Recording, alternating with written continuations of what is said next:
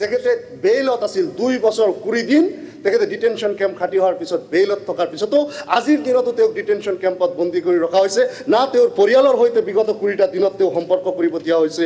না তেওঁৰ ঘৰৰ মানুহৰ সৈতে কোনো কথা বতৰা বা আইনজীৱীৰ সৈতে কথা বতৰা পাতিব দিয়া হৈছে বোধহয় প্ৰত্যাৱৰ্তন চুক্তিৰ জৰিয়তে আন্তঃৰাষ্ট্ৰীয় যিসমূহ ট্ৰিটি আছে ইউনিভাৰ্সেল হিউম্যান ৰাইট ডিক্লাৰেশ্যন আছে জেনেভা কনভেনশ্যনৰ কথা বতৰাবিলাক আছে এইবিলাক সকলোখিনি সামৰি প্ৰত্যাৱৰ্তন চুক্তিৰ জৰিয়তে যদি কোনো বিদেশী নাগৰিকক বহিষ্কাৰ কৰে তাত আমাক ক'বলগীয়া একো নাই কিন্তু তেওঁলোকক সেই ৰাষ্ট্ৰই সমজি ল'ব লাগিব আজি দেখা গৈছে যে অসমত যিসমূহ ট্ৰাইব্যুনেল চলাই থকা হৈছে এই ট্ৰাইব্যুনেলসমূহ চৰকাৰৰ ডিক্টেশ্যনত চলি থাকে চৰকাৰৰ গৃহ বিভাগে যি কৈ আছে সেই ডিক্টেশ্যনত চলিব দেখা গৈছে যে সকলো প্ৰমাণ পাতি লৈ যোৱাৰ পিছতো কৰবাত ক্লাৰিকেল মিষ্টেক নাম বানান বয়সৰ ডিসক্ৰিপেন্সি ইত্যাদি ইত্যাদি কাৰণত মানুহক বিদেশী বনাই দি থকা হৈছে মানে উচ্চতম ন্যায়ালয়ৰ গোচৰ চলি আছে জামিনত আছে তাৰ পিছতো মানুহজনক পুশব্যাক কৰি দিয়া হৈ আছে হে মানুহজনক ঘূৰাই আনিব কোনে এতিয়া আজি তেওঁক ন্যায় কোনে দিব ভাৰত ৰাষ্ট্ৰৰ ব্যাপক ন্যায়িক ব্যৱস্থা থকাৰ পিছতো এই ধৰণৰ যদি অন্যায় অবিচাৰ মানুহৰ লগত যদি কৰা হয়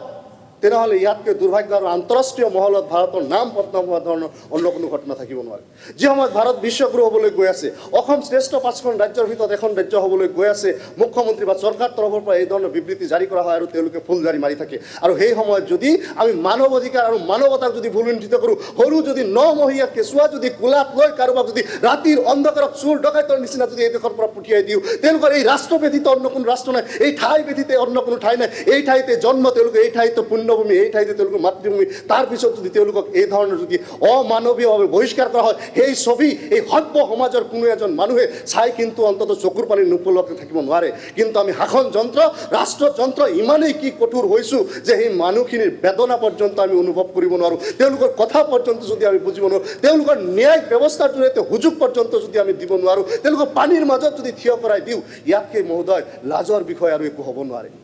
গতিকে মহোদয় কেৱল ধৰ্মৰ নামত বাছি বাছি কেৱল জাতিৰ নামত কেৱল ভাষাৰ নামত বাছি বাছি কেৱল তেওঁ কোনটো সাংস্কৃতিক পৰা বিলংছ কৰিছে সেইটোৰ ওপৰত বাছি বাছি যদি মানুহৰ লগত এই ধৰণৰ অন্যায় কৰা হয় তেনেহ'লে মহোদয় ইয়াতকৈ দুৰ্ভাগ্য কোন হয় গতিকে মহোদয় আজি এই সদনৰ জৰিয়তে আপোনাৰ মাৰফতত মই অনুৰোধ কৰিছোঁ যে যি ৰাষ্ট্ৰৰ পৰা যোনে আহিছে যদি বাংলাদেশৰ পৰা আহিছে তেওঁলোকৰ লগত উচিত কথা বতৰা পাতি তেওঁলোকক বিতৰণ কৰক বাংলাদেশৰ লগত আলোচনা কৰক দেখিছোঁ যে সংবাদ মাধ্যমত কথা বতৰাবিলাক আহিছে যেতিয়া তেওঁলোকক ৰাতিৰ আন্ধাৰত বৰ্ডাৰটো দাঙি কিনে পাৰ কৰি দিয়া হৈছে তেতিয়া তেওঁলোকে কৈছে যে নাই তেওঁলোকৰ নাগৰিক হ'লে তেওঁলোকে সমজি ল'ব ভাৰতীয় নাগৰিকক কিয় সমজিব আজিৰ দিনতো মহোদয় বহু ঠাইত বাংলাদেশৰ আমাৰ দেশৰ নাগৰিক তেওঁলোকে যিকোনো প্ৰকাৰে হওক তেওঁলোকক পাৰ কৰি দিয়া হৈছে তেওঁলোকে তাতে অনাই বনাই অনাহাৰে অৰ্ধাহাৰে ঘূৰি আছে তেওঁলোকৰ কাৰণে মহোদয় বিহিত ব্যৱস্থা গ্ৰহণ কৰিবলৈ আহ্বান জনাইছোঁ thank you honourable chief minister মাননীয় অধ্যক্ষ মহোদয় এই একে ধৰণৰ বিষয় এটা 301 আছে গতিকে সেইটো যদি একেলগে এতিয়া কৈ দিয়া যায় তেতিয়া মই ৰিপ্লাইখিনি একেলগে দিব পাৰোঁ 301 তাতে মই যিমান দূৰ জানো এটা NRC সন্দৰ্ভত 301 এটা কংগ্ৰেছ দলৰ পৰা আছে গতিকে সেইটো যদি একেলগে আমি 01টো শেষ কৰি ল'ম লগে লগে আহি যাব নেকি যদি উত্তৰ দিওঁ তেতিয়াহ'লে সেইটোত আৰু বিতৰ্কত একো নাথাকিবগৈ গতিকে এতিয়া কণ্টিনিউ 301 আৰু 0 আৰু 3টা একেলগ কৰিলে মই ৰিপ্লাইটো দিব পাৰিম তেতিয়াহ'লে ঠিক আছে যদি নহ'লে যদি তেওঁলোকে বিচাৰে যে নহয় বেলেগে কৰি মোৰ সেইটোতো আপত্তি নাই এবাৰ এতিয়া আমাৰ 0 আৱাৰ বেলেগ এটা আছে ইয়াৰ পিছত 301 আহিব 54 মই ৰিপ্লাইটো এতিয়া দিম নে লাষ্টত দিলেও হ'ব না একেলগতে তিনিটাটো যদি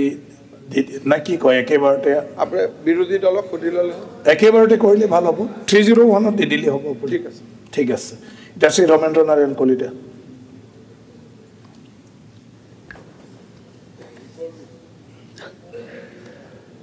মাননীয় অধ্যক্ষ মহোদয় মই অসমীয়া প্ৰতিদিন কাকতত প্ৰকাশিত টাউনশ্বিপৰ প্ৰস্তাৱ বাতিল 2100 পৰিয়ালক পটা দিয়াৰ দাবী উত্থাপন সমিতি ছাৰ এই বিষয়টো অতি গুৰুত্বপূৰ্ণ বিষয় আৰু এই বিষয়টো মই আপোনাৰ জৰিয়তে মই ৰাজহ আৰু দুৰ্যোগ ব্যৱস্থাপনা মন্ত্ৰীৰ দৃষ্টি আকৰ্ষণ কৰিব বিচাৰিছোঁ মাননীয় অধ্যক্ষ মহোদয় ইতিমধ্যে ৰাজ্য চৰকাৰে 3খন টাউনশ্বিপ স্থাপন কৰাৰ কাৰণে সিদ্ধান্ত লৈছে আৰু এই তিনিখনৰ ভিতৰত এখন হৈছে জাগিৰোড ইণ্টিগ্ৰেটেড টাউনশ্বিপ আৰু 10 APBN যিটো এৰিয়া আছে তাতে এখন টাউনশ্বিপ আৰু বৰদোৱাৰ চাহ বাগিচাৰ সেইখিনিত এখন ছেটেলাইট টাউনশ্বিপ গঠনৰ কাৰণে সিদ্ধান্ত গ্ৰহণ কৰিছে। এতিয়া যিখন বৰদোৱাৰ চাহ বাগিচা এই বাগিচাখনৰ যিখিনি